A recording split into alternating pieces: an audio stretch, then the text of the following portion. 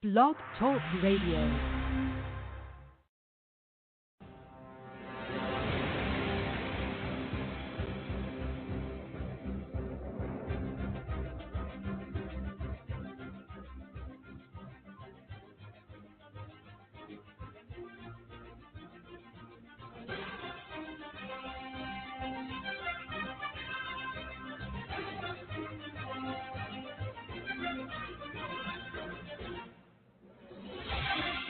Ladies and gentlemen of America, tonight we deal with an issue that has to be dealt with, collateral damage of injustice, and this goes as part 2 of our series as we address the collateral damage of our justice system and the effect that it has on really hundreds of thousands, if not millions of people across this nation, of folks that are in our prison system, those that are wrongfully convicted, those who are fighting and climbing a uphill battle in search for justice.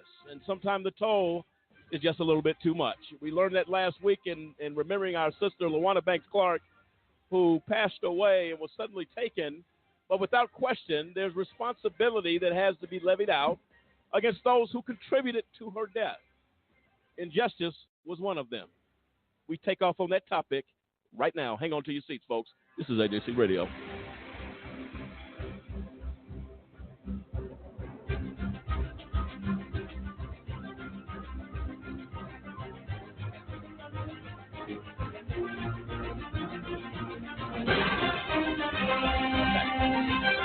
And there you have it. I'm Lamont Banks along with Cliff Stewart, Dennis Merritt, Sampson Riddle, and the Lisa Stewart and the entire AJC radio team tonight as we tackle this subject, collateral damage of injustice, part 2. And as we said, Sampson earlier, Lawanna Banks Clark, we talked about last week, the contributions, those that were culpable in the death of Lawanna Banks Clark. And it is a system that she was involved in that really ultimately contributed to loss of life and of course her death. This is serious business. Absolutely. And tonight we deal with the other side of that topic. Go ahead, Sampson, your thoughts on that as we get ready to deal with the others that have been affected as a result of this issue. Well, I mean, like we talk about week after week of this show, like there is a huge gaping problem with our justice system. These prosecutors, these judges, these people that are advocating to have these people wrongly convicted and imprisoned are not taking into account the impact that these decisions are having, not only on the people that are in prison, but on their families, on their relatives. I mean, we've had stories on here week after week of a parent finding out that their child's going to be imprisoned, and they go and commit suicide or try and kill themselves. We've had children being reported of shooting themselves in the head because a parent got locked up, and they were looking forward to spending some quality time with that parent. Like, these people have no idea the impact and the lives that they are destroying because of these wrongful convictions and imprisonments. And our sister Lawanna she's no different. She did time there upon her own little stint, and then she had the stress of other family members going to jail and everything like that. And then I can't sit here and not admit that played a part in our sister's demise. And I mean, until these people get it through their heads that they're affecting more than just one ruling in one case or however many cases, that they're affecting hundreds of thousands and millions of lives, nothing's going to change. But we got to stand up and we got to do something about it. Well, absolutely. Dennis, your thoughts as to what Sampson is saying. We have to do something. I mean, again, it's a serious situation when mothers are killing themselves, committed suicide because their sons was imprisoned wrongfully, and when family members are it's just crazy when a inmate hangs himself because he's tried everything. He's tried to circumvent the system to make sure that his innocence was proven, but it never happens because the justice system, we're not looking for to prove innocence. We're looking to prove guilt. So it's a tragedy. Families are hurting all over the place. And again, when we talk about our sister Lawanna, I mean, to me, that's the gravest of all gravest. Here's a good woman and having to deal with her brothers, being wrongfully convicted, and then of course her wrongful conviction. So it's sad. It's sad that we have this in our justice system. But again, that's why we have this show, to speak out and get others to speak out I mean, we got to call congressmen and women. We really got to get out there and say enough is enough. We're tired of seeing our family members treated like dirt, and those that are in prison, treated less than animals. No, absolutely right. We're going to deal with that tonight. The definition, of collateral damage is the deaths, injuries, or other damage inflicted on an unintended target.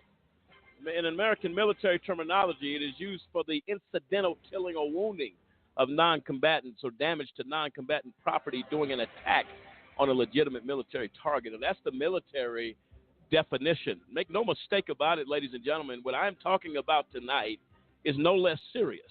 It is no less than that definition, and I believe that definition in itself does not do it justice.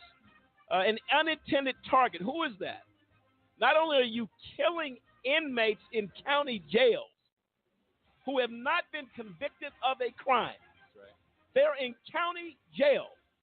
Not only are you doing that, that's collateral damage, because in many cases, some of these people should have never been arrested, never been put in county jail, never been pulled over, and then ultimately the damage, it says that in the death, people are dying in our prisons, in our jails, collateral damage as a result of a system that has fallen off the rails. We're going to deal with all of that tonight on the other side of the break, folks. Tell everybody you know to tune in. How do we stop collateral damage? How do we address these issues? Or do we sit back and remain silent? It's not an option on the table. No. This is AJC Radio. We'll be right back. Ladies and gentlemen, can I ask you a question? Did you know that there are over 2.4 million people behind bars in the United States? I'll ask you one more question. Were you aware that that is the highest number of people behind bars in the entire world? The United States makes up of only 5% of the world's population, but we have over 25% of the world's prison population. America prides itself on being the most advanced and progressive nation on earth. However, sadly, we are also the world's most archaic. I'm going to give you a personal invitation to get involved with the fight against mass incarceration. Take a few moments to call 1-855-529-4252. That is a just cause, and we fight for justice. Again, call a just cause today. Don't delay. Call 1-855-529-4252. It is time, and I say high time, that we take America's incarceration seriously. Won't you join us? Call today.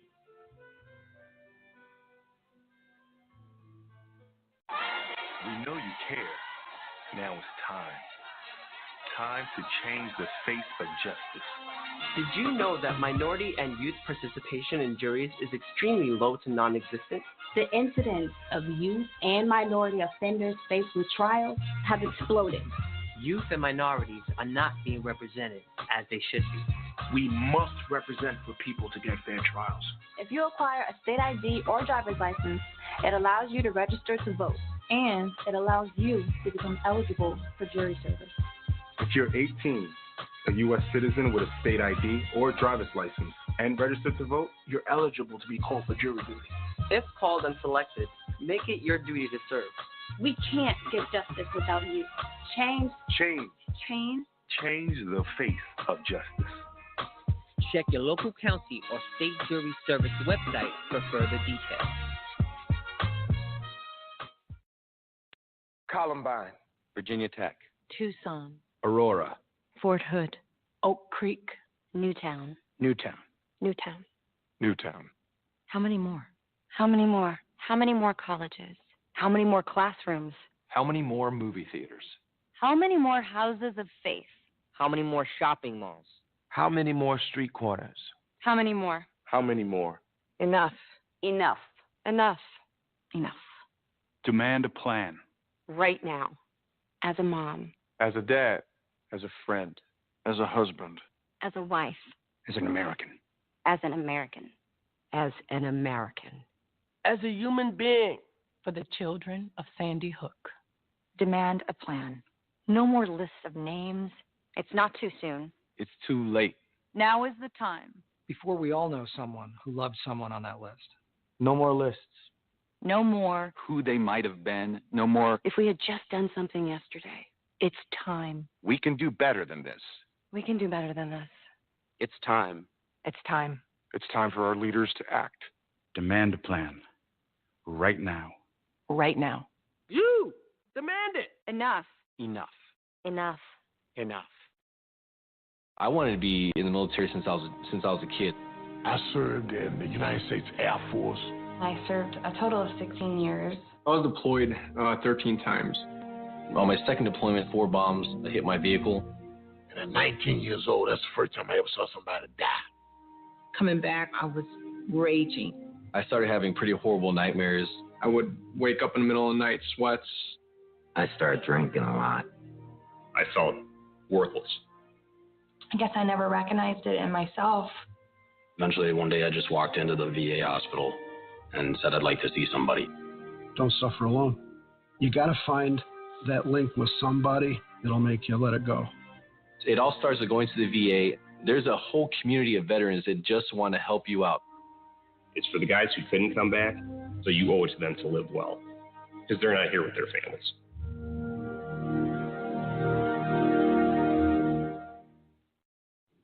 Congress shall make no law respecting an establishment of religion or prohibiting the free exercise thereof or abridging the freedom of speech or of the press or the right of the people peaceably to assemble and to petition the government for a redress of grievances.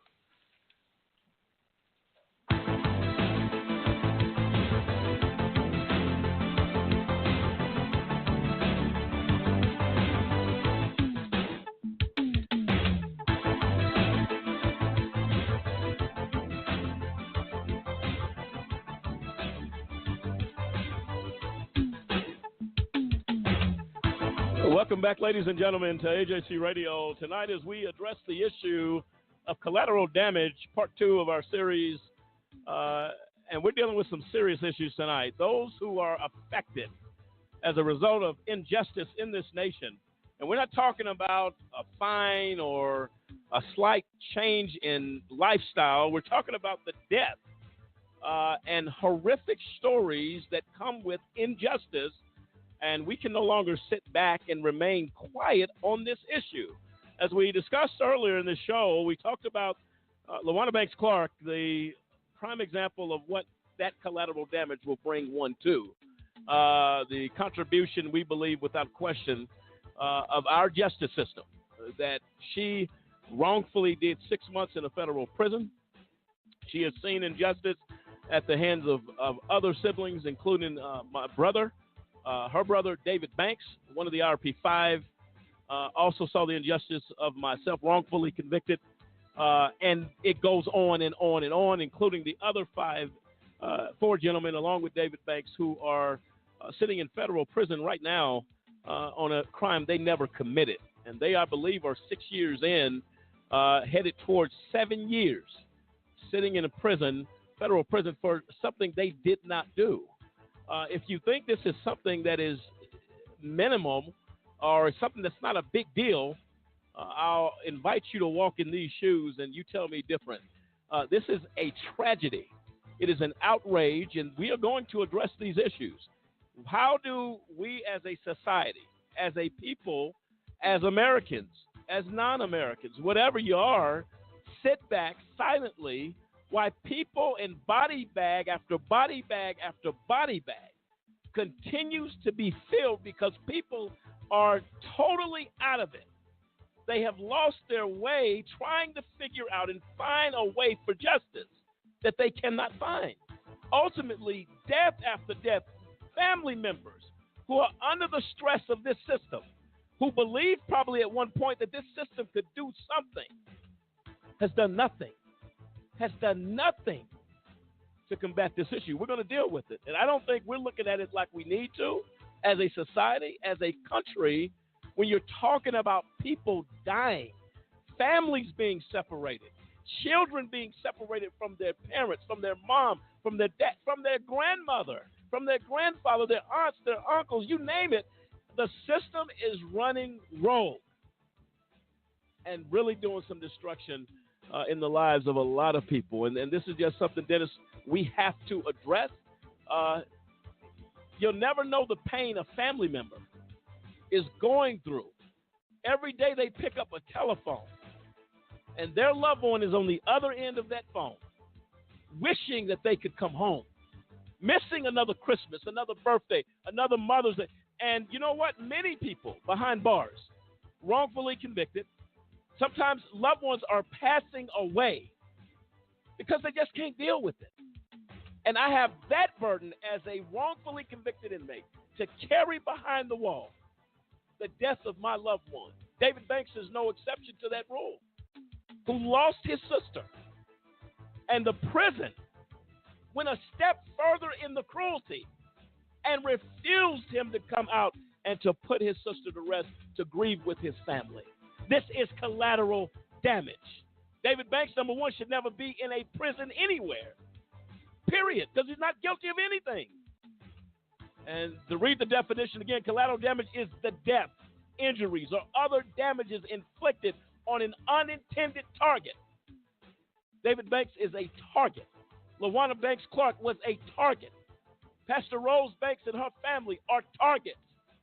And every family member of the IRP-5 are targets, and the countless thousands of other people across this country who are unintended targets, who suffer extreme pain at the hands of a system that nobody wants to talk about. Nobody wants to deal with that. Samson, your thoughts? Yeah, when you brought up the fact that they denied David the ability to come out here and actually help bury our sister Lawanna, I was actually just reading of another inmate that was denied the exact same thing in the Chicago Tribune here back in 2006. I mean, he's having to bury he didn't get a chance to bury his 12-year-old daughter. 12-year-old daughter. This is a 54-year-old man. He might never, if she had lived, never got the chance to even see her grow up. But now you're talking about this is the last time he's going to get a chance to see his little girl. This is the last chance he's going to get to say goodbye or anything else like that to her. And you're going to deny him that just for the simple fact that you have the authority, you have the power to do so. Now let's take it back to the situation that Lamont just brought up. You know what I'm saying, Dennis, where he made it right here up front and personal with us, where, our brother David is wrongfully convicted. He's been behind the wall for going on 7 years now. And by their regulations, their rules, their standards, he's supposed to be allowed to get, because he's only in a camp. He's not in some maximum security hole. He's in a camp. He's supposed to be allowed, from what I know, up to 30 days to be out, bury his sister, mourn her properly, and be with his family so they can do this. But instead, now, like Lamont has been saying, they're going off and they're impacting not just the immediate family, not just, the friends and loved ones that care for, the Banks family as if they're one of our own. But now everybody else outside of it is just a domino effect. And this system of injustice that we have in place is doing nothing to put in checks and balances to hold these people accountable for what they're doing. What are they doing? They're just going out there and they're shotgun blasting these people, and they're hitting whoever they can hit with it. They're wrongfully accusing people. They're wrongfully imprisoning people. The IRP-5 is just one of many, but the biggest hometown example that we have here. And we can't say it enough on this program. We have to get out there. We have to do something about it, because if you're quiet, you know what that means? You're going along with it. And no, absolutely. Go ahead, Dennis. Yeah, and I agree. I mean, you're going along with it. Again, and we have to look at all the exonerations. That's what Americans got to look at. Why are we having so many exonerations? Why? Because there's so many people being wrongfully convicted, wrongfully imprisoned for something they didn't do. I think about Daryl Hunt, who, committed suicide because they called him a rapist, and he didn't rape anyone. So they don't understand the collateral effect. You lose your husband, you lose your wife, you lose your children, all because you're accused of something that you didn't do. And then it's all about the prosecutors. They got to get there's no, I must win at any cost. You're guilty until proven innocent. And that's getting a little bit much. So until America starts saying, okay, wow, that is strange. We are having a lot of exonerations. And then think about those that are on death row. We're going to deal with that. You got people on death row that did not do anything, and you're seeing. So you're going to kill someone just to get a win? I mean, it's getting ridiculous. We got to start speaking out and saying enough is enough. The collateral damage is getting over the top. We got to fix this. Well, look, I'll tell you right now, this is not something you can discuss and wrap up in a box in one show. This series of collateral damage will continue as we expose the cases, the tragedies, if you will, of the collateral damage effect. Right now, let's hear a little bit of what collateral damage is and what's happening in our system. Let's hear it.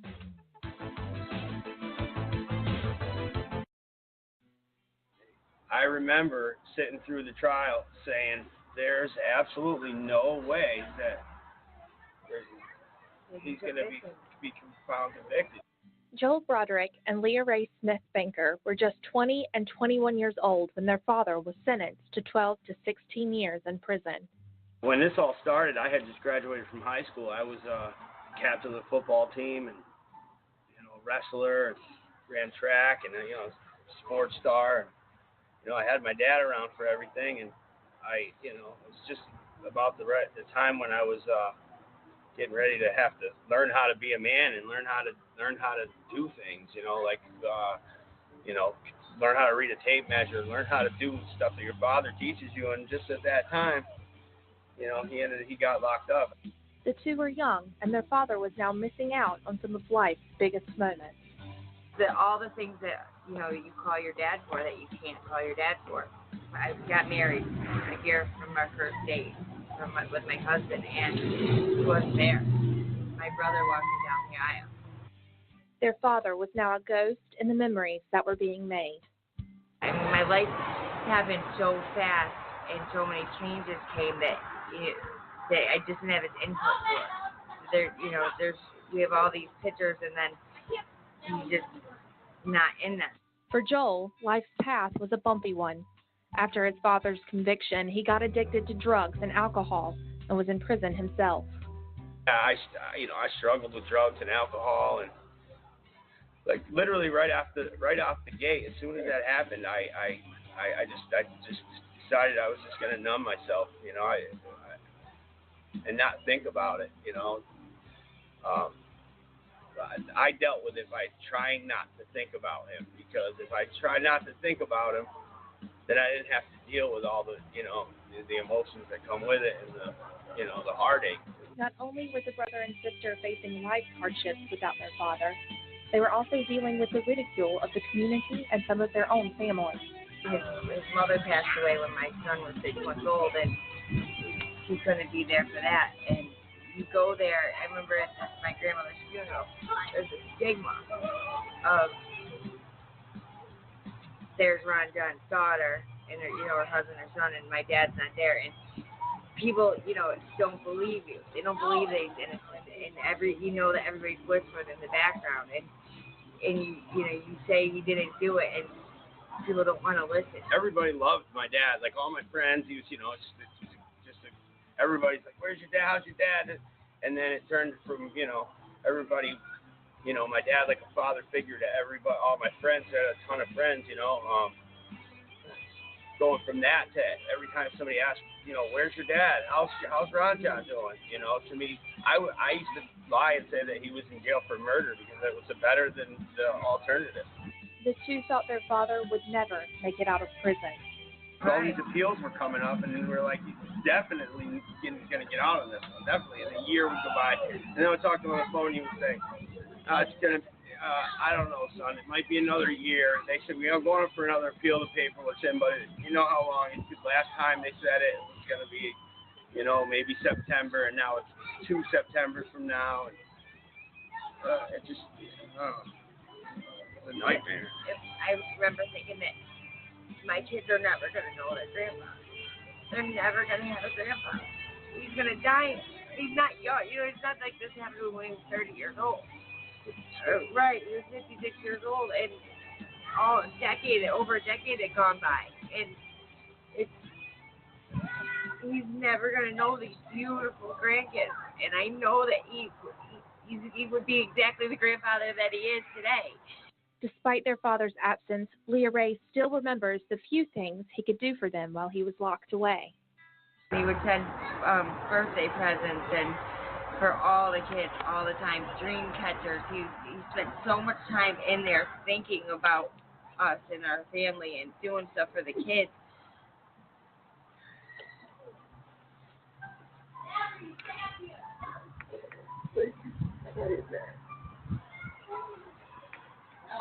Leah Ray says that this incident changed her. She now sees things from a different perspective. It changes every aspect of your thinking. It changes it when you see a convicted child molester rapist on TV. I remember before and going, yeah, good. You know what I mean? They got now you wonder what really happened. You question so much when this happens to your family. Leah Ray now travels with her father to innocence conventions all over the country, where together they fight to keep this from happening to others. And my dad was actually on the short end of time. 14 years is, a quarter of a lifetime. So, and there were people who did 30, 40, and this is going on everywhere in America. And it has to stop. It has to stop. Now that their family has been reunited, they are slowly trying to put the pieces back together. Do you love him? Yeah. Yeah? What's your favorite thing to do with your grandpa? Monopoly. Monopoly, yeah.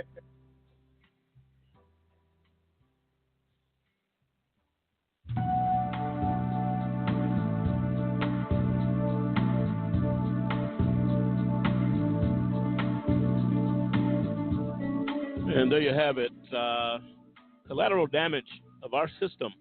When you hear that story, you hear those family members talking. I think the problem our society has not caught up with yet is time is slipping away. We don't have a lot of time. So while a family, in this particular clip that you just heard, is trying, as they stated in the clip, to put the pieces back together, how much time is wasted? How much time is taken from these family members? I mean, what have we done as a society to realize that our time is precious? And when we simply sit back and remain silent and say, well, that's just the way our system is, and nobody's really upset about it, it's not going to work until you live it. I got news for you tonight. We've lived it. And we've cried through it. And we've been angry through it. Our voice does not go silent, it gets louder. It is imperative that the folks in this nation rise up and say it is time to demand justice. That is the purpose of our justice system. It is the purpose for which we do what we do.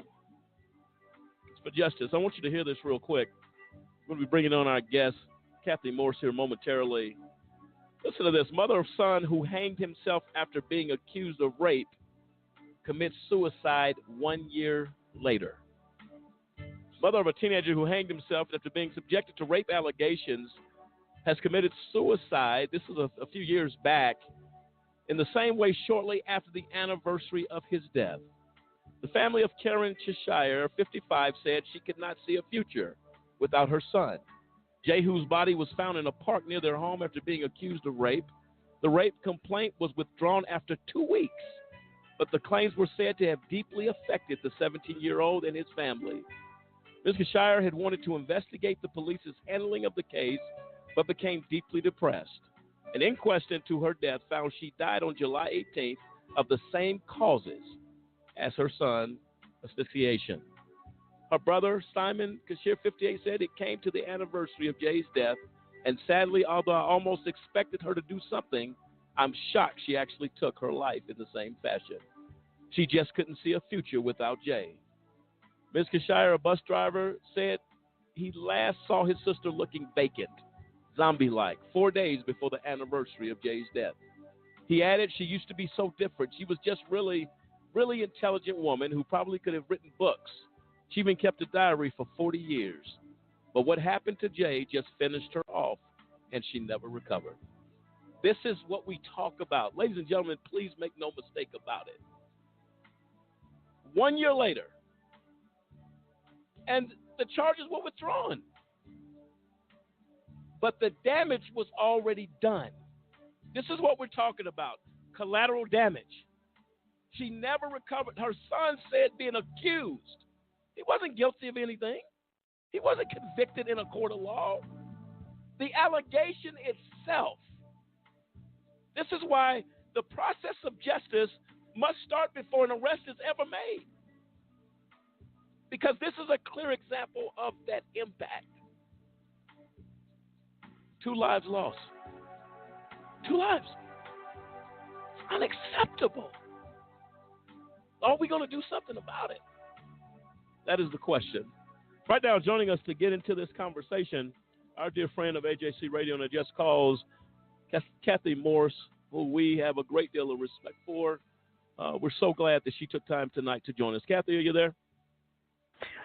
Yes, I am here. Good evening. Good evening to you. And so we're privileged to have you tonight, as we always are.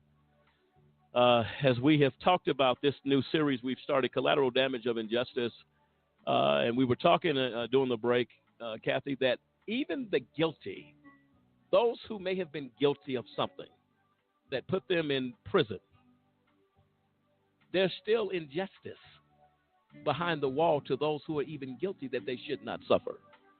And today, as we were going over this show, I thought of you, and I said, we got to have Kathy on because she knows this topic probably better than most. And I thank you for coming on and joining us tonight. As you know and are aware of, I believe I got a response from you on Facebook regarding Lawanna Banks Clark, my sister, who was taken suddenly from us. We did a show on that last week. But tell us how you're doing and what your thoughts are as we go down this journey of collateral damage of injustice. I'm doing fine. It's one day at a time, as with everything else. I feel the impact of the collateral damages every day. It's something that I will carry with me until the day I die. Part of it has to do with the guilt that I feel over what I did, and the pain and anguish that I caused to my family. But I did my time. I served my sentence. I successfully completed parole. I've turned my life around. I've become an advocate for criminal justice reform. And it's time for people, after 5 years of being home now, to stop looking at me as if I'm a piece of dirt on the street. Mm-hmm. And that happens to so many of us. Mm-hmm. I'm not alone in this. And it's especially harder, I think, for people who were, falsely convicted, and later exonerated. And I don't, I feel that there is nothing that any of us can do to give them back that time that they lost. Right. And then I also think about, I'm reminded of Cliff Stewart, who everybody knows about, I guess. And just last week, his family settled with the city for $3 million. But yeah, we heard that. That'll never bring back Cliff. That'll never cover, the pain and the trauma that he suffered. And what just merely being detained on Rikers did to him, both mentally and physically, it scarred him so much. And we lost a human life. We lost, a human being. And no amount of money can ever bring that back. You're absolutely right. And right now, Kathy, what I want to do, go ahead, Kathy. Go ahead. No, go ahead. What you were saying, it's fine. And I agree with you. I think what happens as a society, we tend to, if it's horrific to look at, let's just turn the other way. Let's just look the other way. Let's act like that's not really happening. I think that's what our society is guilty of, because we don't want to look in the mirror and say, look, we have a problem. And if there's nothing in this world more precious than human life, nothing. And when that goes and is auctioned on the table and brought up on the table, that life doesn't matter anymore, that people dying doesn't matter anymore, that the collateral damage, taking the lives of people, of children. Khalif was a kid when they did this to him. I saw the video. I saw the video with them beating him in county jail, man, while guards assaulted him. On the other side of the break, we're going to play a clip of the Khalif Browder story. I'm going to get your thoughts on that. Kathy, ladies and gentlemen of America, I would tell you again, pay attention to what's being said here on this program tonight and what's always discussed. There's going to come a time you will be faced, possibly in your own life, with collateral damage. You may very well be that collateral damage as a result of a system that seems to not be getting better. It's getting worse. How many body bags do we have to fill? How many children have to die? How many parents have to grieve? Or children grieving their parents because the pressure was too much. This is AJC Radio. On the side of the break, coming back with Khalif Browder, his story. We're going to get Kathy's thoughts on it. This is AJC Radio. Collateral damage. Let's take a look. We'll be right back.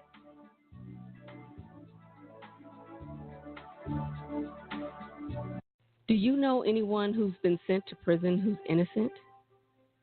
The United States is experiencing record numbers of exonerations in cases where people were wrongfully convicted of crimes they did not commit. If you believe that no one should be sent to prison for crimes they didn't commit, there is something that you can do today. By remembering a just cause with a monthly, annual, or one-time donation, you can help in the fight against wrongful convictions. Call a just cause at 855-529-4252 or visit a-justcause.com and click the donate button. A Just Cause is a 501c3. Wrongful convictions are wrong. Let's be the voice of those who can't speak from behind the wall.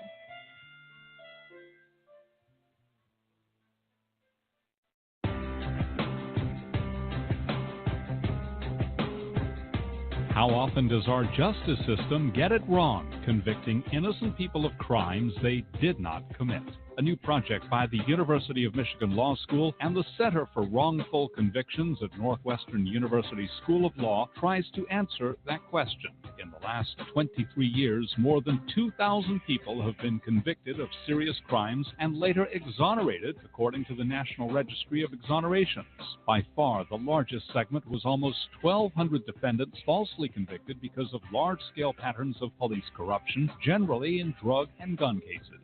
Of the remaining 873 defendants exonerated, nearly half were wrongly convicted of murder, and of that group, 101 were sentenced to death. On average, it took more than 11 years for a conviction to be set aside. Why does the justice system get it wrong? In homicides, the biggest problem is perjury and false accusation, most often by supposed eyewitnesses. False convictions in adult rape cases are primarily based on mistakes by eyewitnesses, while false convictions in child sex abuse cases are often for fabricated crimes that never occurred. 2,000 exonerations may seem small in a nation with more than 2.3 million people behind bars, but there are far more false convictions than the report contains. Most false convictions are never formally challenged, and those convictions that are successfully overturned receive little or no attention from the media, according to the report's authors.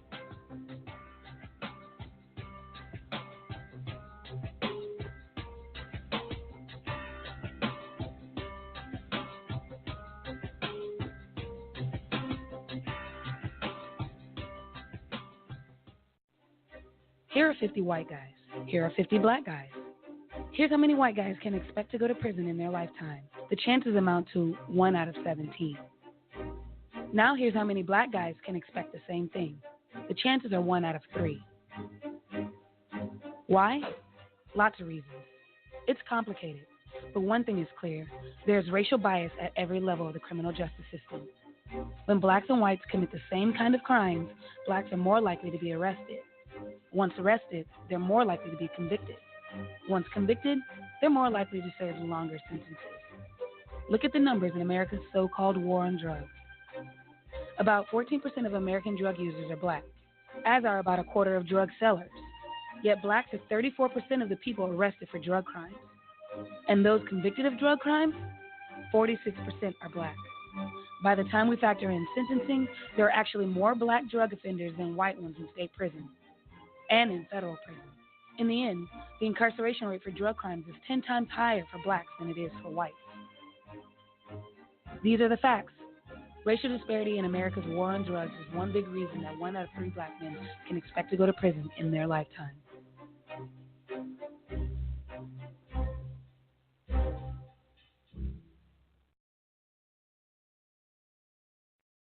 Over 1 million people are sitting in the prisons of America for nonviolent offenses.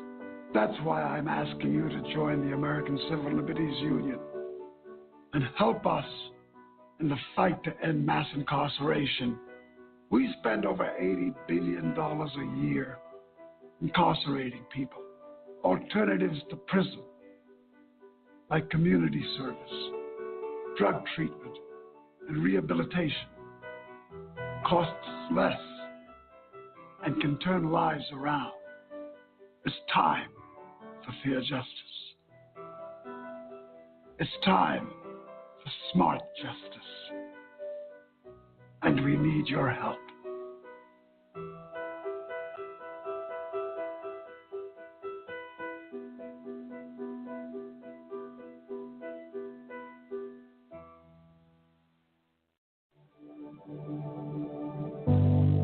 These tragedies have to stop.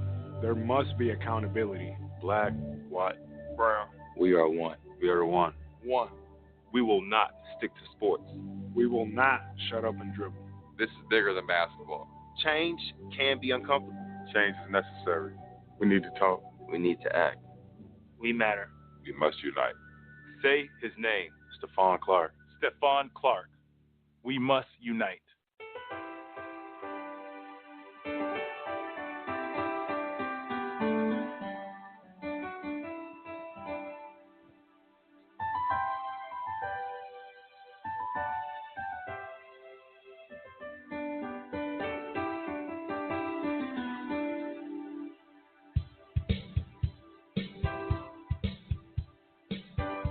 Welcome back, ladies and gentlemen, to AJC Radio. Addressing the issue tonight of collateral damage of injustice. And we have just touched a little bit on the tragedy, the human tragedy of injustice and the damage that it causes the lives, I would say, of millions of people. Families, the wrongfully convicted, the moms, the dads, the aunts, the uncles, the children, the nephews, the nieces, you name it. They go to bed every night missing a loved one because of injustice. And we're going to continue to address this issue. We're very happy tonight to be joined in this conversation by Kathy Morris, who I consider a friend of this organization and of this radio program. Kathy, thank you so much for coming back and being a part of this discussion. We appreciate it. Thank you.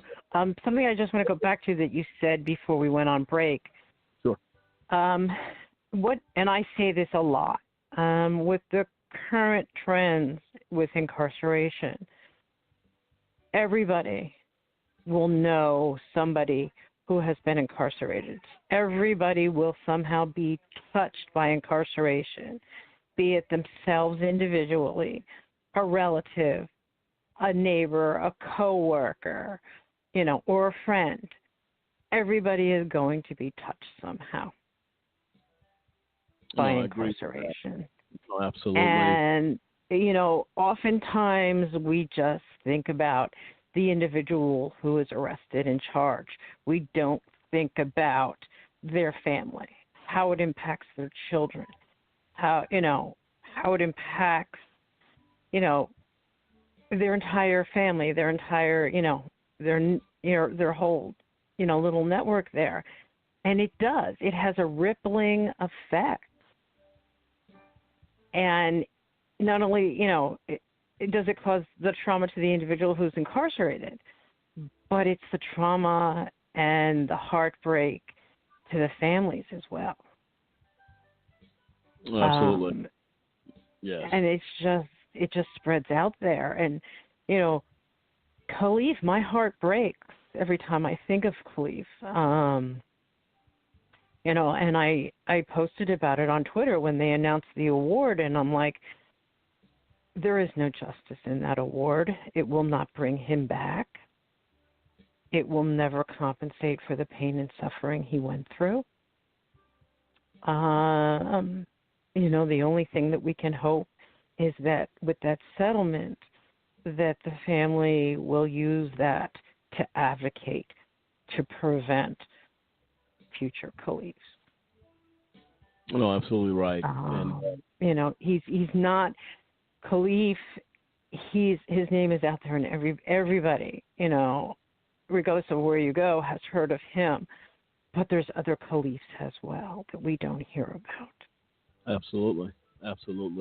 On that note, we're going to go to the Khalif Browder story, a report that was done by Byron Pitts of, I believe, ABC News. We're going to hear from him. Let's hear the clip. We'll get your thoughts on the cat on the other side of it. Mm-hmm. All right.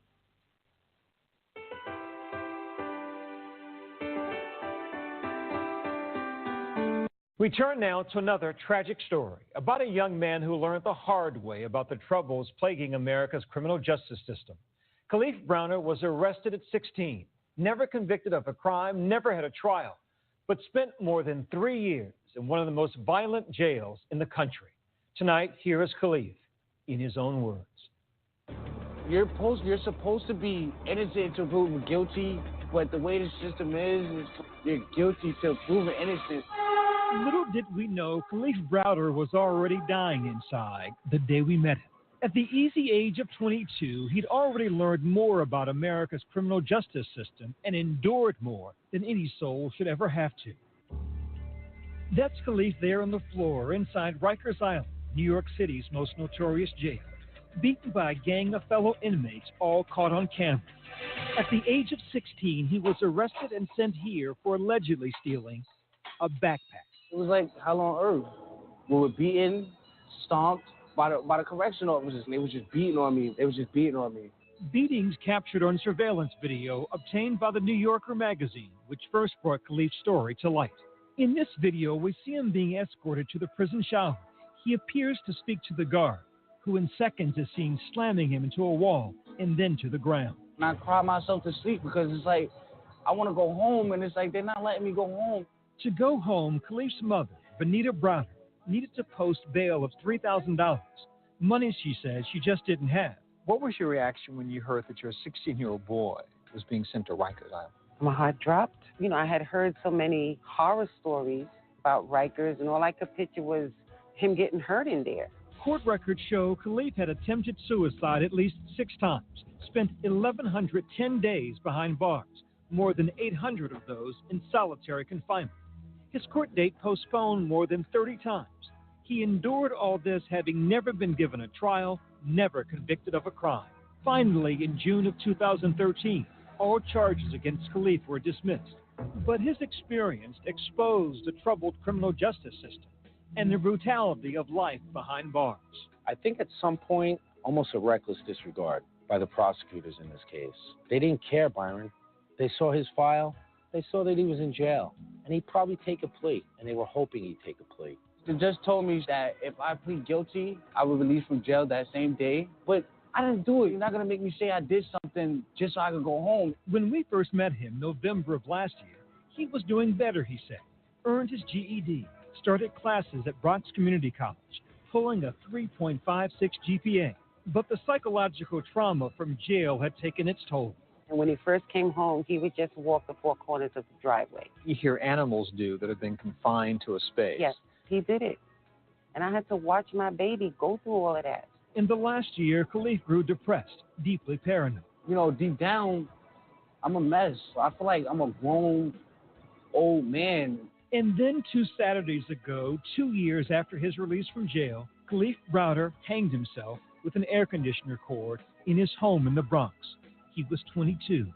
I didn't know what to do. Can you imagine finding your son and he's hanging with his head back? Khalif's death made national news, and messages of outrage mixed with sympathy flooded social media. John Legend wrote in an op-ed that New York failed Khalif. Lena Dunham Instagrammed his photo and called for reform. Our interview with Khalif went viral on Facebook. What we now know is that Khalif was due in court to face new charges of disorderly conduct the week he took his own life. His family said he was scared to go back into jail. By now, the beatings he endured in Rikers have been seen millions of times online. What did Rikers do to your son? It destroyed him. It destroyed him mentally. Has anyone apologized to you from Rikers? No. From the prosecutor's office? No. What do you hope happens now? I want them to be responsible, to admit that it was their fault that my son is dead. He spent 3 years in hell. It sounds like you're in that hell now. I will be in hell until the day I die because I found my son hanging. If your child is murdered, you have an immediate anger towards that person, and you want that person found, you know, and pay for what they did to your child. It's not one person, it's a whole system that destroyed my son. And I want them all to pay. I deeply wish we hadn't lost him, but he did not die in vain. New York did away with solitary confinement for 16 and 17-year-olds. Plans were announced to fix crowded dockets in courts to ensure the right to a speedy trial. There are also calls for change to the cash bail system. Currently, only 12% of defendants in New York City make bail. We're in a quest for justice right now, Byron. Paul Prestia, who helped Khalif file his civil suit against the city, says it's not enough. Reform's all nice and well, but admit you did something wrong here, because that was always Khalif's message. How many young men have to go through this? 99% of the critics that talk all that junk, I promise you, they wouldn't have the courage to do the job that the correction officers do. Bernie Carrick knows the system from both sides. The former chief of the New York City Police Department, he also ran Rikers Island for years. And as a convicted felon, he spent time in solitary confinement. As someone that spent 60 days inside solitary confinement, it creates paranoia. It makes you insane. But he cautions the city against bowing to public pressure and implementing changes, he says, that could put Rikers correction officers and inmates in danger. If you take solitary confinement away from the correction officials, you're going to see a major, major increase in violence. These are kids that come from gangs. These are kids that ran the streets. I think is very dangerous. So what would you do? What would your suggestions to improve Rikers Island? I think you keep that. You charge the staff that violate the law, and they're locked up. It's not hard to imagine the life he might have led if he had made it. I have the medal hanging on my bed. You see it in the remnants of the life and the people he left behind, like Elizabeth Piamps, a program director at Bronx Community College who worked closly with Khalif. Granted his associate's degree. She says she's working on getting Khalif his associate degree posthumously. It's real. Thank you so much. What do you want the world to remember of your son? To remember him for the stand-up person that he was. He was a good person. The kind of person who turned down a plea bargain on principle, whose story may help save others like him. If I would have just been guilty, then my story would have never been heard. Nobody would have took the time to listen to me. I'd have been just another criminal.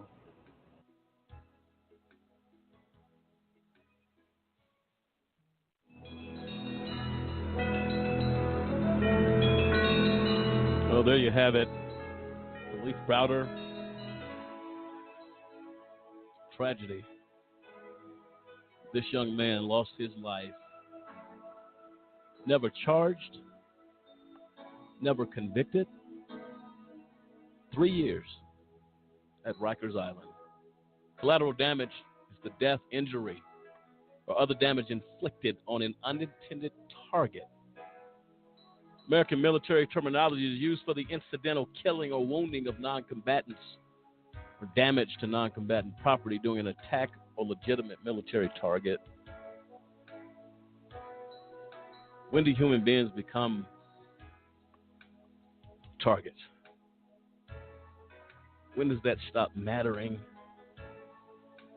Lawanna Banks Clark, Cliff, countless others who die at the hand of injustice is unacceptable in every possible way. Kathy, when you hear Cliff, give me your thoughts.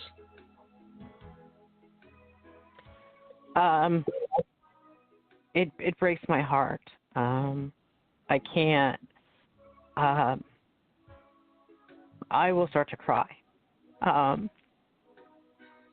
because I can feel his pain. I really do. I feel his pain. And what that interview did not mention was that Khalif's mother died Right. Of a broken heart. I honestly believe that it was from a broken heart, from not only the loss of her son, but finding him dead.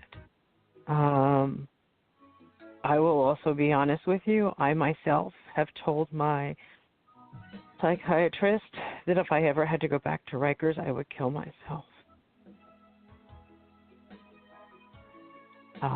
So I understand the pain and the anguish that he was feeling over the possibility of having to go back to Rikers. That's a wow. But I'll tell you what,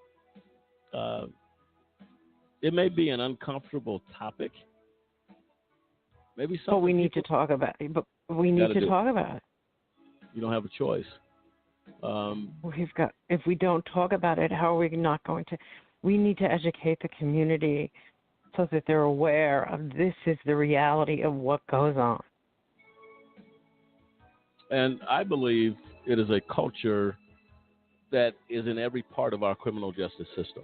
And that's whether you're talking about death row, whether you're talking about loopholes to keep people locked up. We're going to talk about on the other side of the break former death row inmate Alfred Brown. And this is today, or Monday rather, January 28th. The report finds former death row inmate Alfred Brown actually innocent.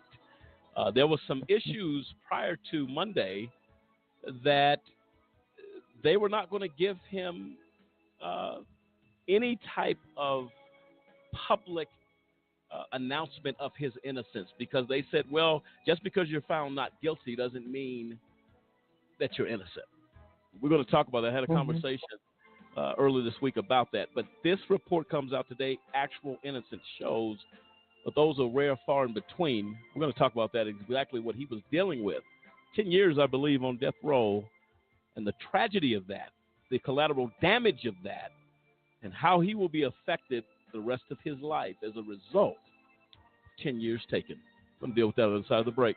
Kathy, come back with us if you have a moment. We'd like to keep you on. Yes, I will. This discussion. Ladies and gentlemen, this is AJC Radio, Collateral Damage of Injustice. Make no mistake about it, we're just getting started. This is AJC Radio. We'll be right back.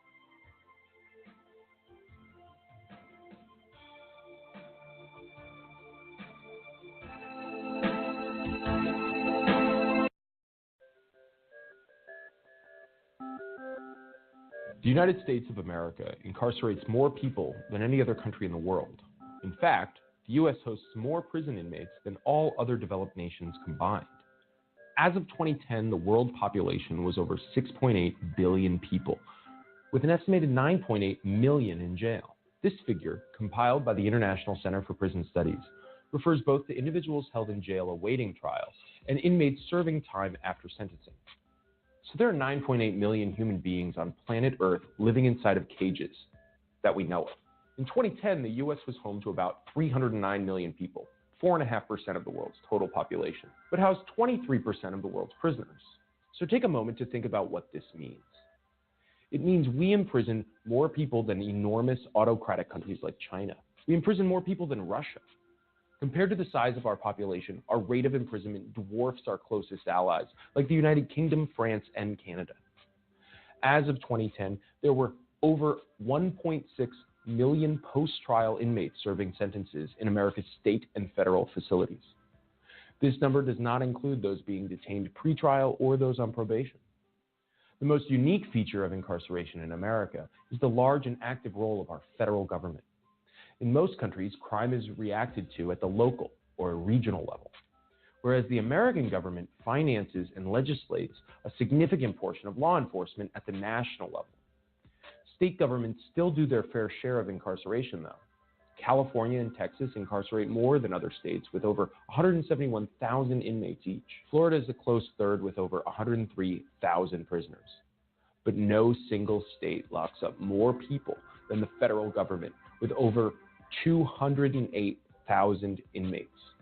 Perhaps the nickname Land of the Free, Home of the Brave should be updated. Though I suppose you need to be brave to endure the highest likelihood of incarceration the world has ever known. Prisons are not what we think about when we think of America, and they shouldn't have to be. A free nation shouldn't imprison so many people, and a fiscally responsible nation can't afford to. With close to $40 billion a year in state correctional spending, the financial costs are obvious and staggering alone, but the human costs are often underappreciated. 1.6 million fathers and mothers, brothers and sisters, sons and daughters of American families are incarcerated. It's time for people to realize that the criminal justice system in America is desperately in need of reform.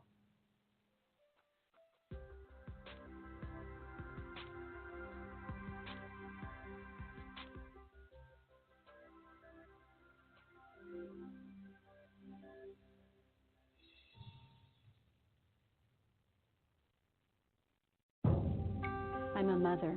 I'm a father. I'm a sister. A registered nurse. I serve my country in the United States military. I'm your neighbor. I sit next to you at church. And my child was arrested, held in custody, questioned without my knowledge, exposed to violence, witnessed to rape, placed in solitary confinement, unable to call or see me, shackled to a wall, beaten, sentenced as an adult at age 17, sentenced as an adult at age 16, sentenced as an adult at age 15. We felt lost, isolated, ostracized, misjudged, terrified. And in the absence of all hope, my child took his own life. And then I found the Alliance for Youth Justice. They gave me the support and resources to get through one of the most difficult times in my life. Now I know I'm not alone. And neither are you. Now we have a voice. Now we have power. In numbers. In numbers. In numbers, we can make a difference. There are approximately 2 million children in the juvenile and criminal justice system in this country. These are the faces of those families. If you are the family member of a child who has been in the justice system, or if you are someone who supports this movement and is ready to make a difference, visit the Campaign for Youth Justice at www.campaignforyouthjustice.org. There's a lot of mud when it rains here, and it makes it really hard to find food. There are car bombs every day. My mom worries about me when I go out. Every time I hear the alarm bell go off in school, I think it's an air raid. Sometimes I have nightmares about it. A lot of houses in our neighborhood have been destroyed. I like to close my ears and sing songs whenever the bombs come close. My dad says we have to leave, which makes me scared. I'm worried our new neighbors won't like us. What if they don't understand our religion? Because we don't speak the language, it might be hard for me to make friends. But I know it's all going to be okay. It's all going to be worth it. I just want my family to be safe. But these are not my words. These are not my words. These are not my words.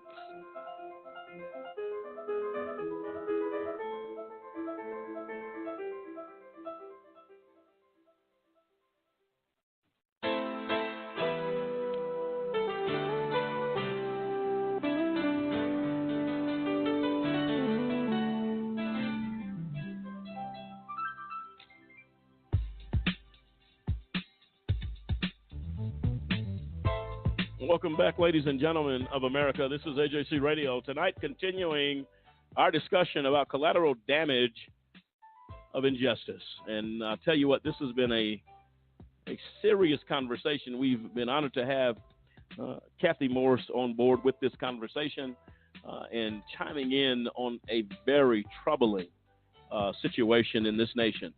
And Kathy, again, thank you so much for taking time out of your evening and joining us tonight for this conversation. We were talking prior to the break, the story of Alfred Brown out there in Texas, and the Houston Chronicle is responsible for this article. Samson, we were talking prior to the break, or during the break rather, about what they've done to this man. I believe he spent 10 years on death row, 12 years in prison. His conviction was overturned after discovery of evidence substantiating his innocence.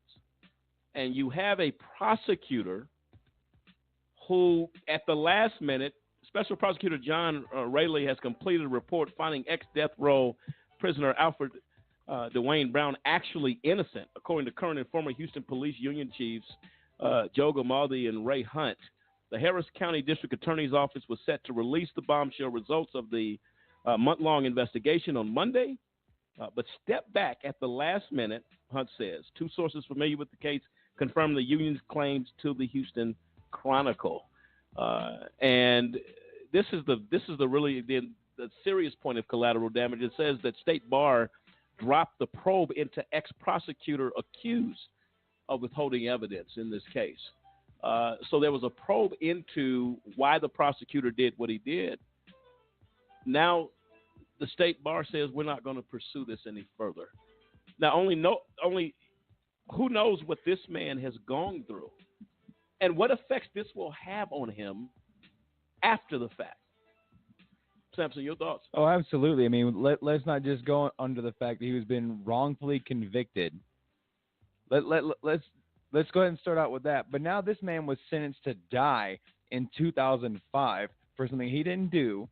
Now they come back and, they found evidence in his garage, phone records that confirm this man's alibi, and they find it during spring cleaning? Right.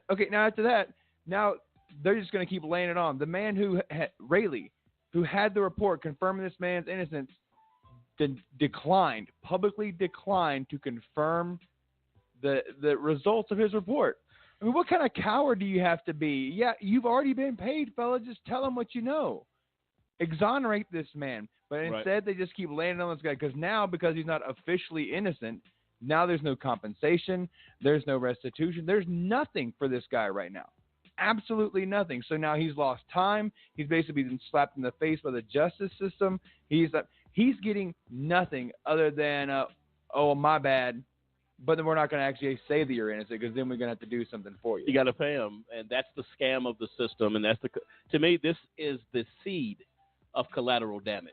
This is what these people do, in wanting to just railroad people's lives. 10 years on death row. 10 years wondering when will I be put to death for something I did not do. Alibied up. No problem. We got we've seen, we know that doesn't matter. Right. Joyce Ann Brown, we're going to be featuring her story next Tuesday night. The collateral damage of her. She died after leaving prison, after having alibi after alibi. Proof, time, everything. We're still going to convict you and send you to prison. Yeah, this is sick. Yeah, and it's absolutely crazy. I'm just sitting here reading further down. Like, this guy, Mr. Brown, had never even prosecuted or convicted so much as a traffic ticket. A traffic ticket. Yep. And they're going to railroad this guy, threaten to kill him for more than a decade of his life. And then once something comes out again, and they're gonna do nothing, and they're not even gonna investigate, this crooked prosecutor. So how many other people have this guy sold down the river? Got them maybe killed in prison for however many decades of their lives. Like, how many people's lives? How many hundreds and thousands of lives? Just this one prosecutor ruined. And make no mistake, he's not alone in this group. Right. Absolutely. He's not alone in this group of just crooked people. Like I said before, we got one here at hometown front and center for us with the IRP 5. That prosecutor should have had no word and said whether David could have come home for Lawanna Clark. He should have no word in anything but this system of injustice that we have, like we've been saying on this show, man. We have to speak up or nothing's going to change. No, absolutely right. And folks, stand by. We're going to be reaching out to I've already actually reached out to some of the team members in this case, and we're hoping to get them on this show. His attorneys, we're going to definitely be pursuing that. So stay tuned. Kathy, your thoughts on something like this? We talk about what's going on behind the wall. 10 years here on death row. We talk about the impact of Rikers, of people being abused and beaten. 10 years mentally. How do you recover from that? Your thoughts on that, Kathy? I don't think you ever can. There is this trauma, that impending doom. And how do you get over that? How do you know that somebody may not, come out and say, "Oh, but we've got something else that's going to convict you"? Mm-hmm. No, absolutely. And I think that's a burden that people who have been exonerated, who are on death row, have to live with and process on an almost daily basis. Absolutely. It's a huge burden to have to carry with someone for the rest of their lives. Not only that, but this psychological trauma of being held on death row. Isolated and everything. It's just horrific.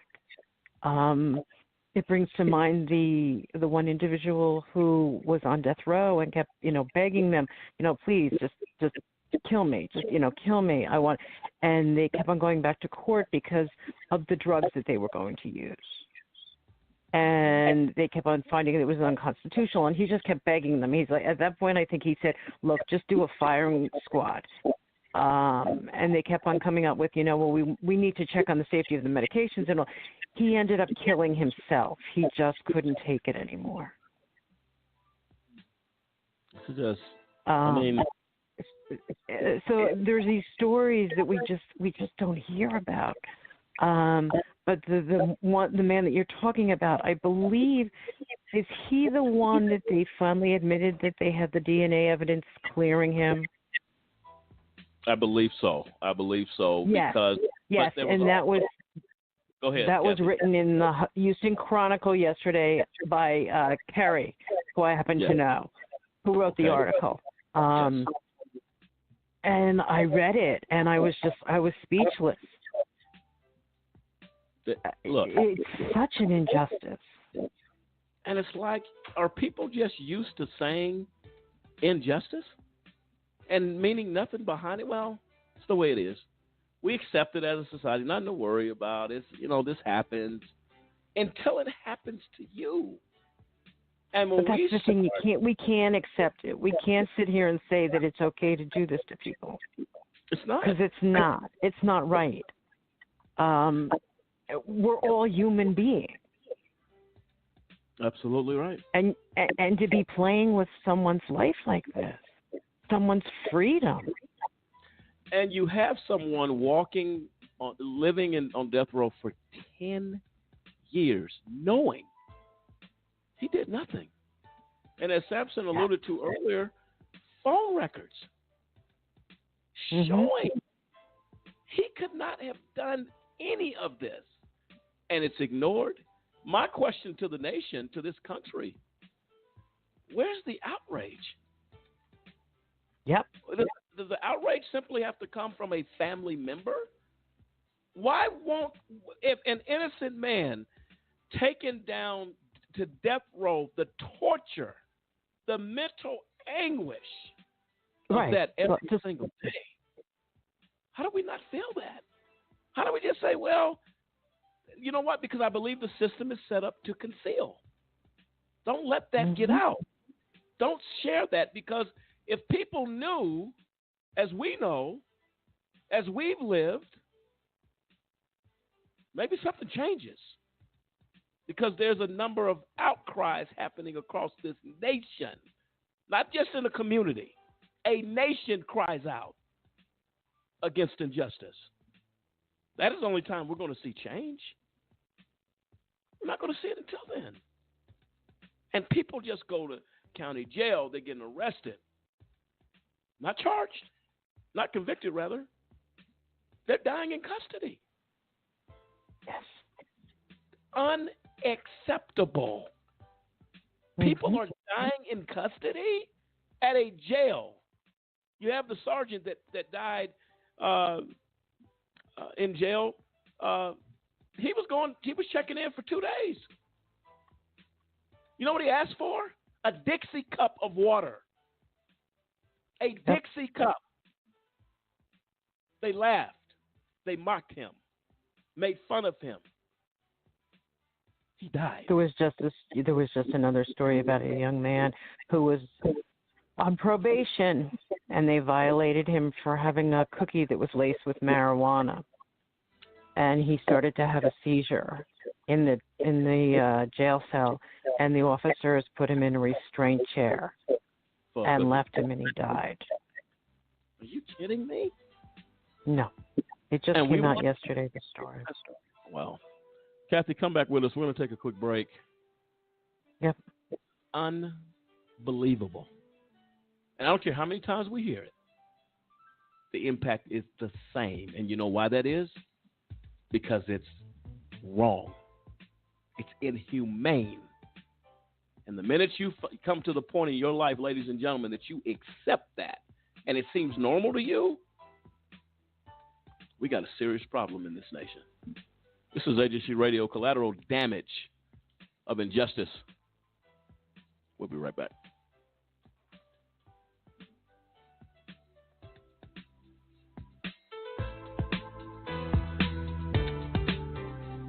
Look, right now, while you're looking at this on your screen in your hand or on your computer, there's somebody just like you who's sitting in a prison cell. And they didn't do much more than you did, some crazy weekend. You didn't get caught. They got caught. And they can never get uncaught.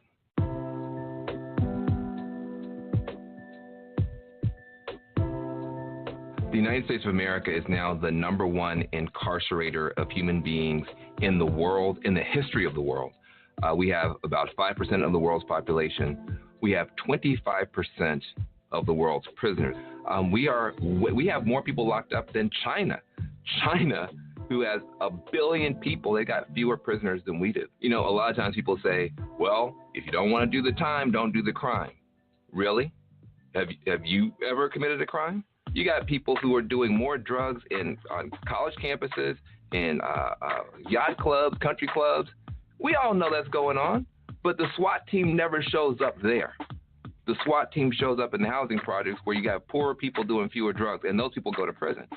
But think about it. What if one of the times when you were breaking the law, when you had something illegal in your pocket, in your car, at your party, the police had kicked in those doors?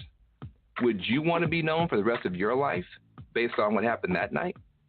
That is what is happening to millions of people. If rich folks' kids get in trouble, they go to rehab. Poor folks' kids get in trouble, they go to prison. And you spend $100,000 per year per kid to lock a kid up, when you could have spent a fraction of that and turned them into a NASA scientist, turned them into a fashion icon. When people come home from prison, they're not given the opportunity to start over. You leave a physical prison and you go into a social prison where you can't get a job, you can't get a student loan, you can't rent an apartment. How are people supposed to start over? And what happens to neighborhoods when you take a disproportionate number of people out for minor offenses and you send them back home with no hope and no opportunity? There are no more excuses to have this horrible system continue when there is now finally bipartisan agreement that it is a tragedy to do this. Not only do you have President Obama and the Democrats, you now actually have people like Paul Ryan, Koch Industries, Newt Gingrich, all saying the same thing. We are locking up too many people. We're wasting too much money. We're wasting too much genius in America, and it's time to do something.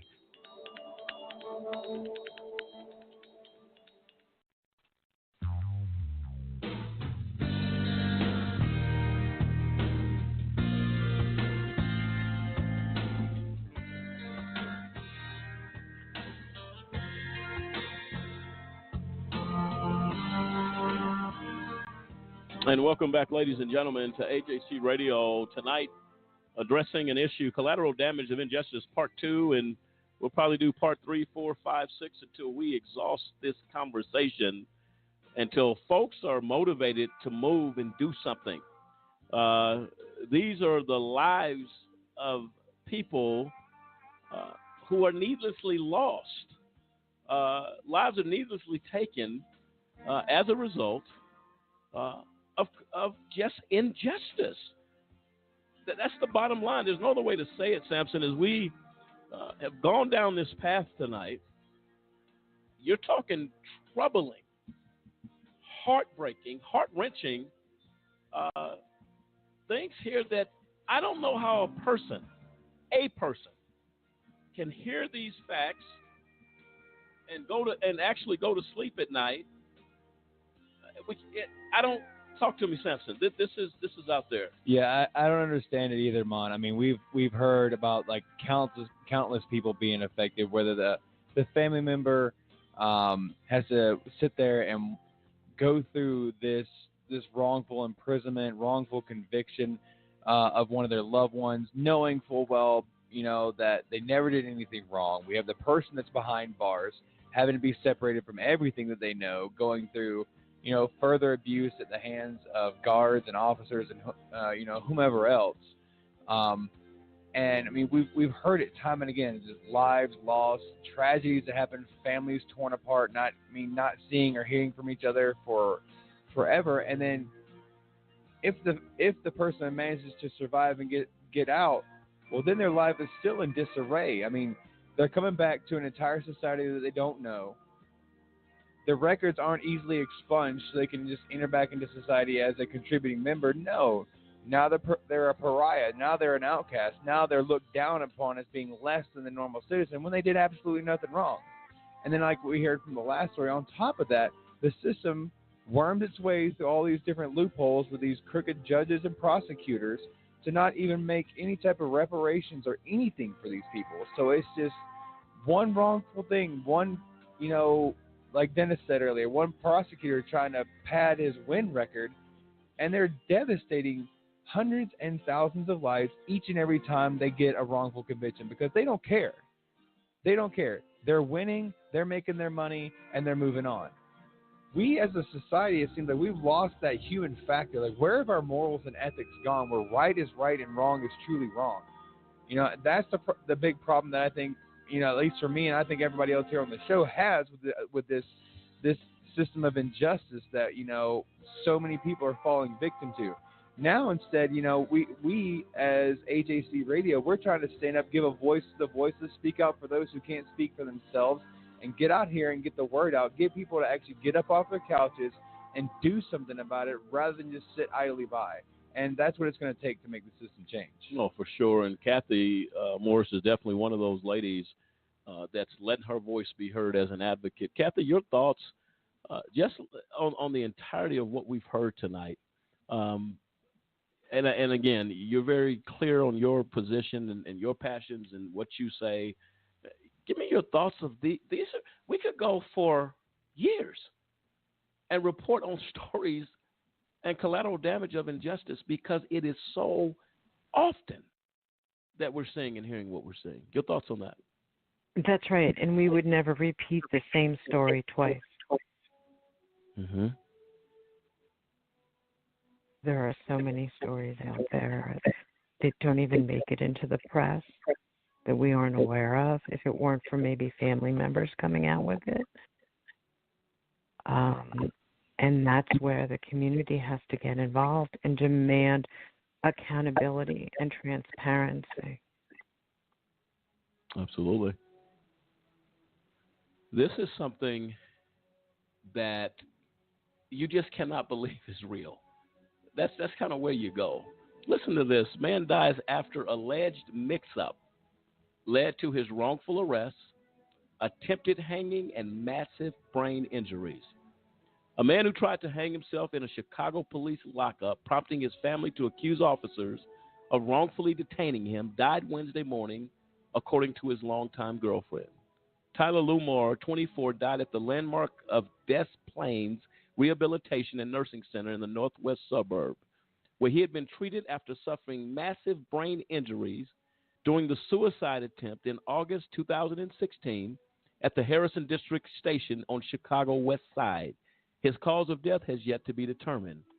It just seems surreal, his girlfriend Casey told the Tribune on Wednesday. I don't think I've really grasped any of it and accepted any of it. The Cook County Medical Examiner's Office confirmed Lumar was pronounced dead at 5:31 a.m. An autopsy had been scheduled for Thursday.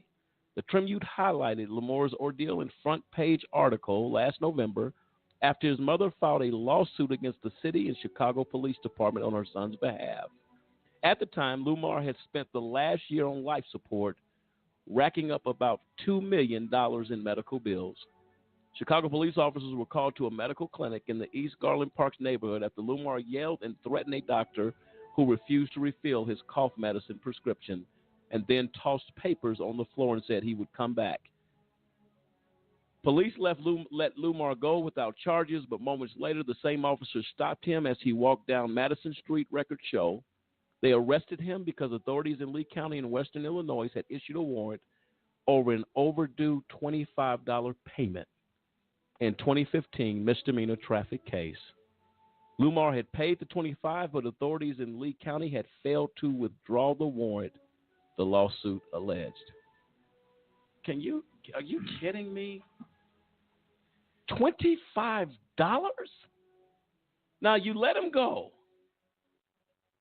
Now, that's collateral damage. This man should have never been stopped for $25.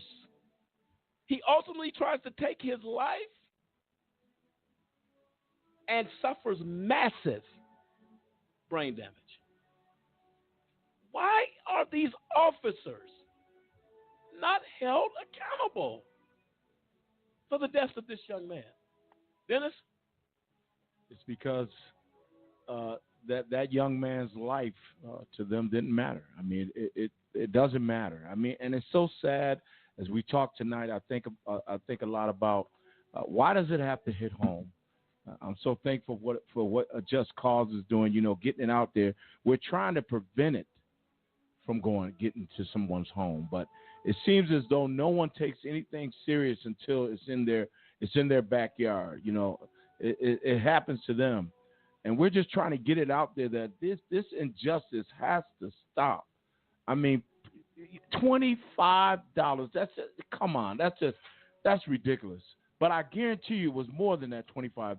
Well, they didn't want to let him go, and they were forced to let him go because really no crime had been. He got, he told the doctor, threw papers on the floor, but he didn't do anything physically. They didn't want to let him go because apparently him walking from that location, they stop him and say, well, there's a warrant, because they failed to pull a warrant. A traffic warrant, mind you. $25. Yeah, $25 and somebody not doing their job properly, and this young man loses his life. It's unbelievable. Kathy, we're going to play a clip right now. I want to get your thoughts, and we're going to let you go respectively if you choose to. That option's on the table for you. You've been such a delight on this show, and your insight is priceless. We appreciate that. So I'm going to play this clip for you.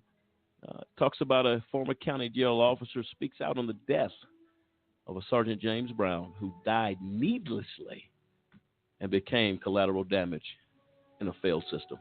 Let's see what it had to say.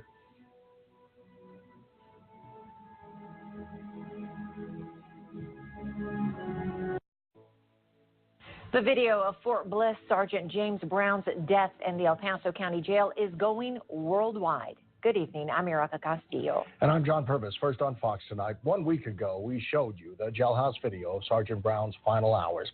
And the story has now moved far beyond the borderland. News outlets and websites around the world are picking up the story. The Washington Times and the Huffington Post here in the U.S. have been joined by the Daily Mail in Britain and other international websites in telling his story. Hundreds of people around the world have commented on the video as well. And tonight, a former El Paso County Jail corrections officer speaks up to say Sergeant Brown's death did not have to happen. Erica continues her coverage of this story that you'll see only on KFOX.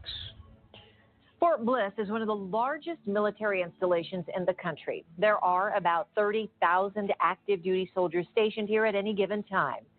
So you may be surprised that when active duty soldiers get in trouble in the civilian world and end up in the El Paso County Jail, there is no one there from the military to check on them. A former corrections officer at El Paso County's jail, who has asked for anonymity, tells us why he believes that can have deadly consequences. Sergeant James Brown self-reported to the El Paso County Jail for a weekend DWI sentence in July 2012.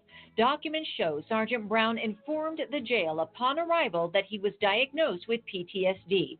He was a decorated two-time combat veteran in Iraq. Initially, Sergeant Brown was placed in the general population, and it appears he was not coping well. We traveled to Lubbock to interview a then inmate who on that day in July 2012 we verified was in the El Paso County jail cell with James Brown. He claims the inmates were all growing frustrated before Brown was removed. They really weren't feeding you. You know, I think they gave us one sandwich for the whole day, a sandwich and a carton of milk. So some guys were pretty, heated. That guy, James Brown, he was there. He was actually about to get released. Pushed the door, but it was already locked, so he couldn't open it. He pushed the door and he cussed, and I don't say the words that he said, but he cussed at him, and he turned around and walked to the back and just kicked back against the wall. Well, they came in, like three or four of them that opened the door, and they came in and they grabbed him. At that time, Brown was placed in a cell by himself. He threw wads of wet toilet paper at the door, somehow caused himself to bleed, and then refused to speak. As far as inmates with PTSD and problems of that sort, they're just regular inmates. A former corrections officer at the El Paso County Jail tells KFOX 14 soldiers are never separated from the general population, even when the jail has knowledge they are diagnosed with post-traumatic stress. The protocol is the same. When I was still in the department, everything was the same. Inmates were inmates, whether they were in the military, or the only exception was for some law enforcement, where they can't be where other inmates are at. After viewing the entire raw video of Sergeant Brown's encounter, he believes Brown being in the general population was not where the issue began. It was here. To have told the inmate that we were going to send somebody in there, when the inmate was in reality already calm. He was resting or sleeping. I couldn't see him, what he was doing, but he wasn't yelling or kicking the door. It wasn't until he was threatened with violence to give himself up that he reacted.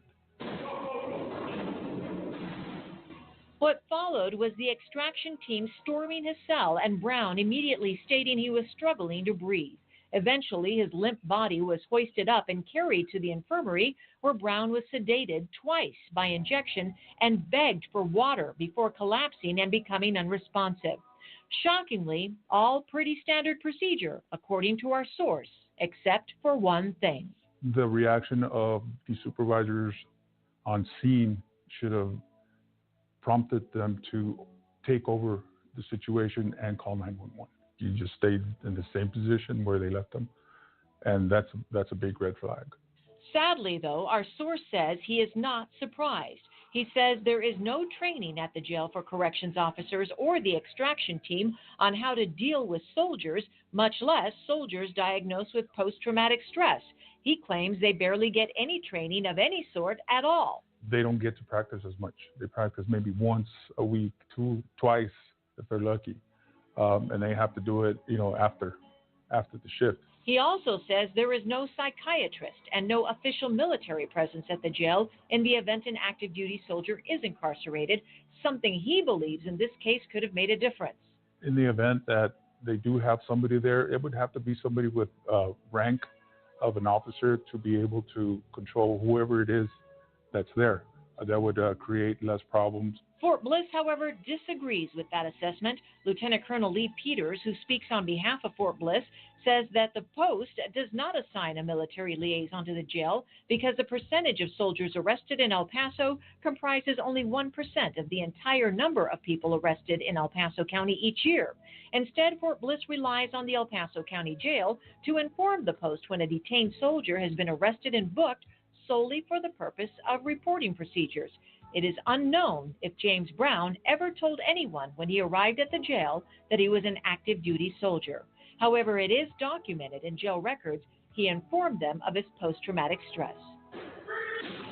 It's no secret military personnel with post-traumatic stress often experience a host of phobias and at times can react to those situations violently. Besides potential psychological triggers, there may be other issues at stake when a soldier is incarcerated in a civilian jail, given soldiers are considered property of the U.S. federal government. Fort Bliss, however, says it's a matter of jurisdiction. But this former jail guard, who worked for years on the extraction team, says it is a unique problem to cities with military installations that local jails need to address. That hasn't happened yet, and I wish it would. Being a combat disabled veteran myself, I can relate to Mr. Brown's problem. So that's why I decided to vent what I feel. And I think that if the Army personnel or any military personnel comes in and they claim to have PTSD, they should be afforded the opportunity to stay separate from everybody, because just like law enforcement, you know, they serve the community and serve the country, and as such, they should be treated as such. We're waiting to hear from the El Paso County Jail and the sheriff about the protocols there and the training, as well as exactly how many soldiers have been incarcerated there in the last 3 years, how often there is a psychiatrist available at the jail, and what purpose it serves to have soldiers declare they're diagnosed with post-traumatic stress.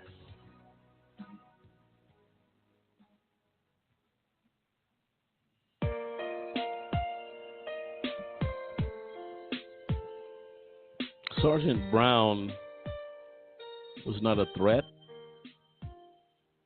He asked for a cup of water.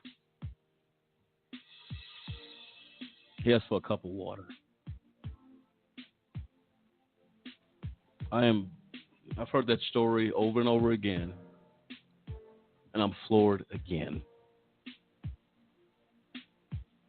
Threw some toilet paper at the door. He was not a threat. On the video that I observed, he said, "Please, just give me a cup of water." You rush 4 guys into this man's cell, a soldier, a decorated soldier.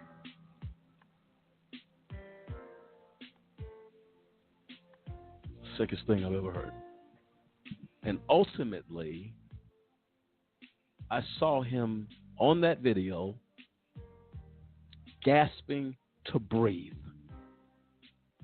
And you don't have the state of mind to dial 911, and you leave him sitting there like a nothing.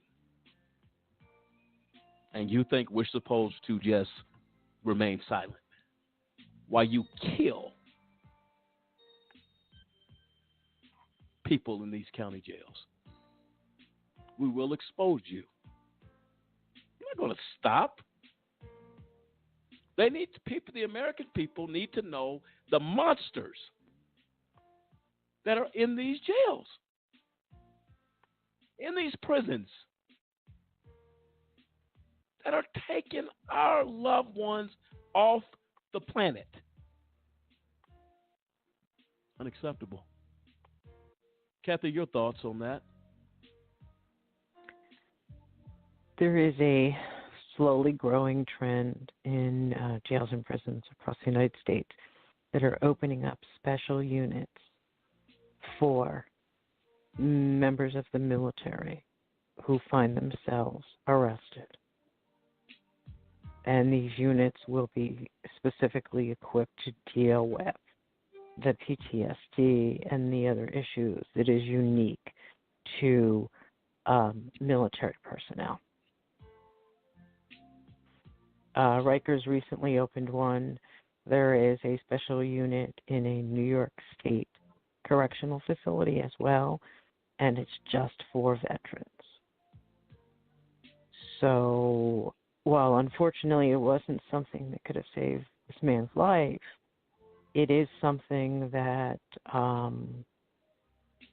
more enlightened correctional departments, jails, and prisons are aware of and are making a concerted effort. But in the meantime, it's not enough to save the lives of individuals like this. It's incomprehensible. Dennis Sampson, former military. My dad was military 20 and a half years. I have respect for those that wear the uniform to protect this nation. When you hear of a fellow soldier dying in this fashion, and like I said, you got to go see the video where he is pleading, and the guy's laughing at him. No, you're not getting that. He can't breathe. He's in a labored breathing situation. As former soldiers, I'll go to you, Dennis, and then Sampson. I want your thoughts. How does that make you feel? It makes you like, wow, I serve this country, and I go through some things because of what I've seen, and I go to a prison, and instead of taking that into consideration, I'm treated like dirt, and eventually, of course, I lose my life. I mean, that is sad. Well, not even prison. He checked himself in. He had 2 days. Wow. In county.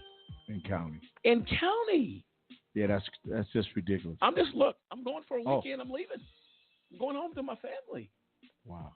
You never come out alive. Go ahead. It's sad. I mean, it makes you think that, wow. I mean, these how could someone check themselves in and then lose their life for doing so? And how could you treat anyone that served this country as though they were nothing? But that's the mentality. These guards think they're gods. So it don't matter who you are. I'm God. You're going to do what I tell you to do, how I tell you to do it. If you don't, there are consequences. And you're not convicted. You're not convicted. Out of control. Do you understand that? I haven't been convicted of a crime. And I'm here for 48 hours. And I die? That's ridiculous. Sampson. Yeah, for me, I mean, this guy was a two-time, campaign veteran to Iraq. He's went out there, he's seen the horrors of war multiple times, and he comes home to lose his life to some guy behind a badge with an ego. And, I mean, it disgusts me because when we serve, there's the old analogy, yeah, we write a paycheck up to, including our life to defend this country, but we don't want to come home and die here at the hands of a system that is corrupt, at the hands of some guard that, like you said, they want to mock us. And then you want to talk about the collateral damage here. Outside of your biological family, you probably won't find a closer-knit group of people than our armed forces. The brothers and sisters that you walk side by side with, that you bleed with, that you train with, that you're with day in and day out, sometimes 365 days a year on a deployment, you won't find it. And the effects just ripple throughout the community. Listen to this number. As of 2018, 731,000 people are in local jails. 465,000 are not convicted.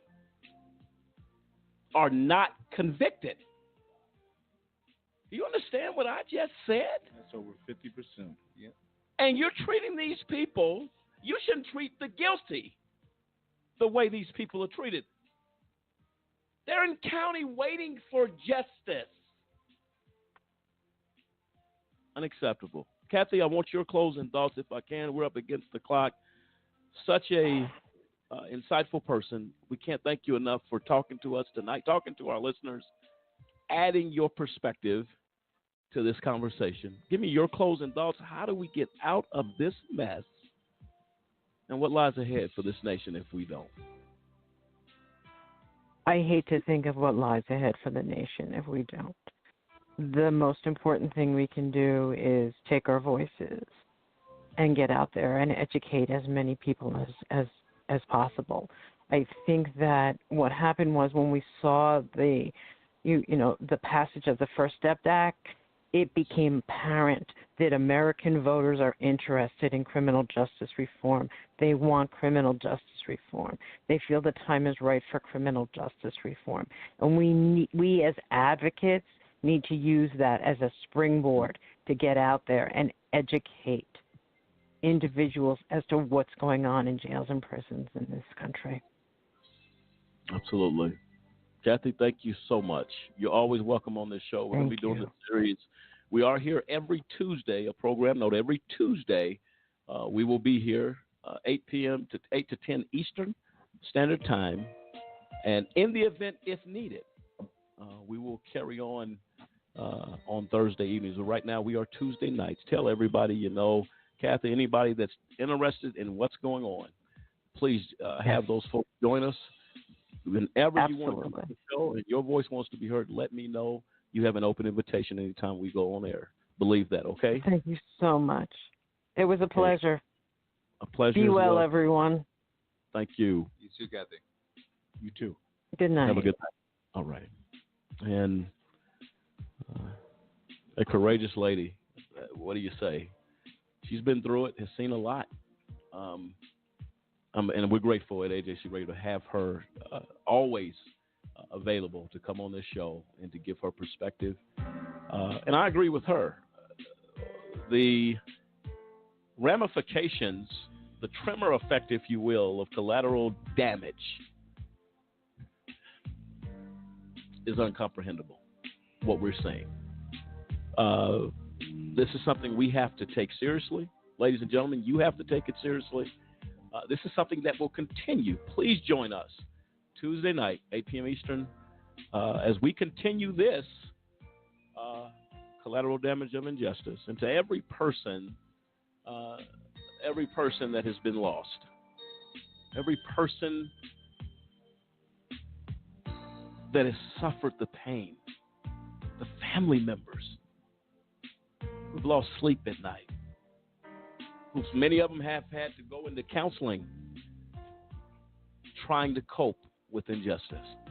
It should not be in a place called America where we say justice matters. But again, I'll tell you right now, that bus left the station a long time ago.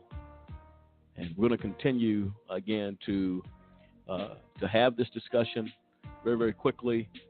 Samson, how important is it that this message continue to go out?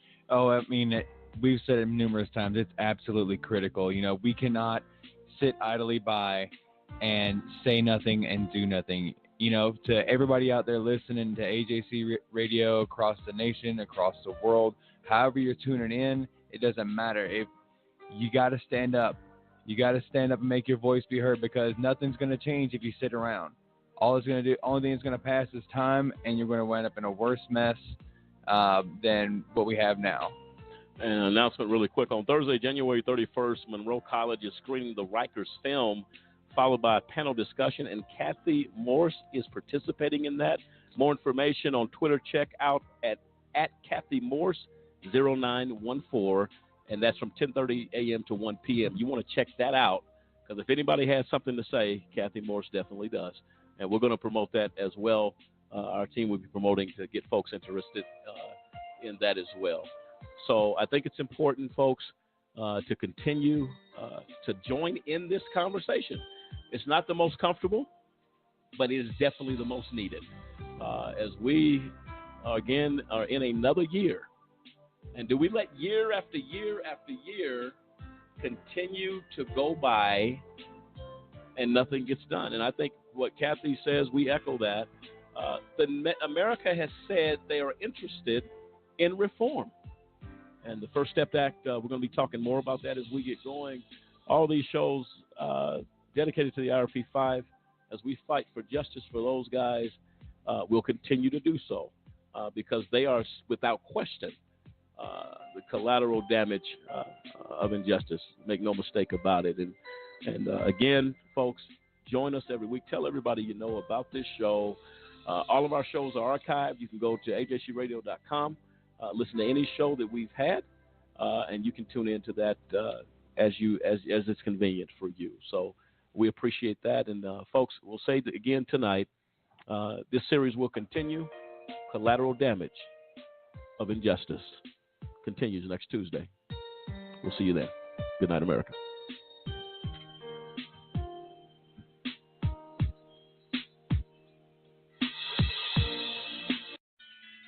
Right now, a Broward judge facing scrutiny after video surfaced showing her berating a woman in bond court. Yeah, that judge has since resigned.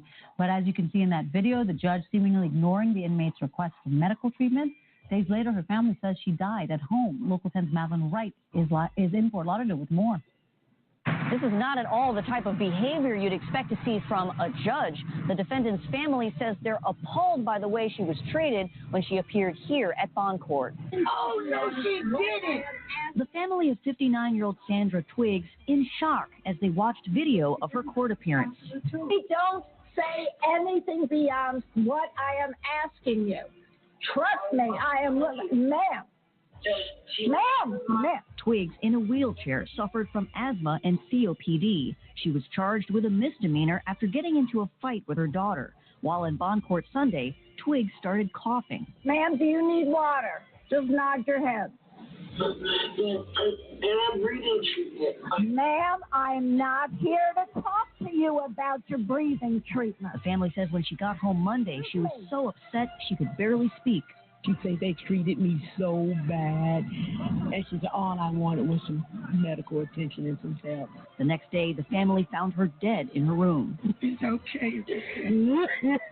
Public defender Howard Finkelstein wrote a letter to the chief judge at Broward County Court saying Judge Marilee Ehrlich demonstrated aggressive and tyrannical behavior and revealed her lack of emotional fitness to sit on the bench. To see a person begging you for help and trying to talk to you, and you treat them like a dog, for what reason? The family believes the way the judge treated Twiggs and the night she spent in jail might have played a role in her death. If that judge is listening to us and looking at us, I hope you can sleep at night knowing that you killed her.